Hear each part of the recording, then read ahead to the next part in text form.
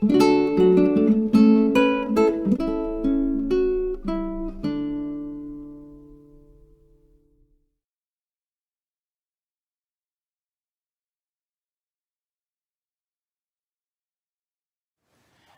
morning, everyone, on this Monday morning.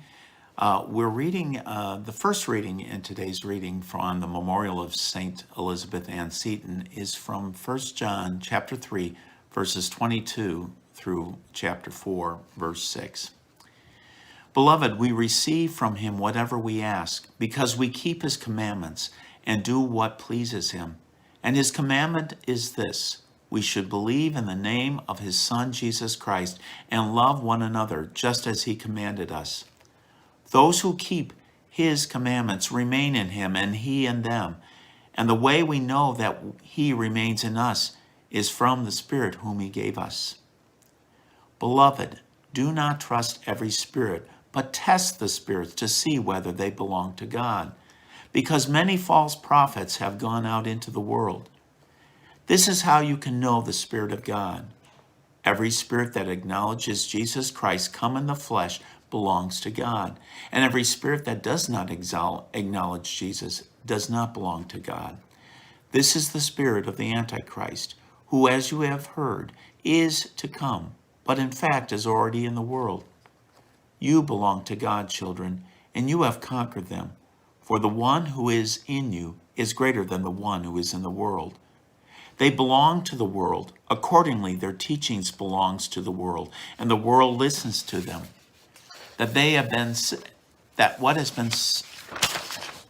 We belong to God, and anyone who knows God listens to us, while anyone who does not belong to God refuses to hear us.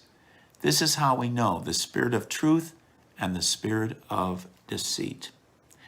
There's quite a bit in this section here. I'm not going to go through it all, but I would like to just draw our attention, particularly for the first part, which is in chapter 3, the ending part of chapter 3. And it seems to be a repeating of what Jesus said in John chapter 15, verse 7. We received him from him, whatever we ask, because we keep his commands and do what he pleases. And John chapter 15, verse 7 talks about this, that if you remain in him and he remains in you, whatever you ask, he will grant you. So the key to that is not just some genie bottle that you just rub and I get whatever I want. No, the whole key is that we're remaining in him. We're having more and more of the mind of Christ. So when we're asking, we're in the mind of Christ as we ask. So it's a really important aspect. And then he talks about the commandment. And again, Jesus talks about this: love the Lord thy God with all thy heart and all thy mind and all thy soul. And the second is like unto it: love thy neighbor. So these two work together. And this is repeated here. We should believe in the name of his Son, Jesus Christ, and love one another as he commanded us. Those are two essential commandments. They're like two sides of the coin that is there. And then the next chapter, chapter 4, goes in a little bit about not trusting everything that you hear out there. You got to test it. And my goodness gracious, during this time and day, there's so many people out there saying they've heard something from God. You got to really test the spirits about what's going on, because frankly, it can be anything. I remember a pastor that I had when I was a Protestant saying, I didn't know it wasn't the pizza you ate the night before, So, I mean, you got to test it, and it will prove by the time whether it's right or wrong, or whether it's just something, you had some crazy notions out there. But on here, he was really centering on the importance of testing, knowing the Spirit of God.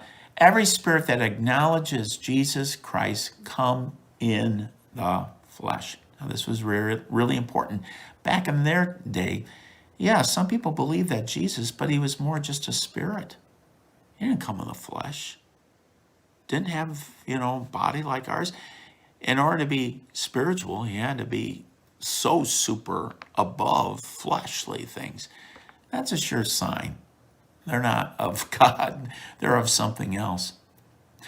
There could be a lot more said of this section here, but I think that will hold us over for today. Stay safe, folks. Hopefully we get to see each other soon. Bye for now.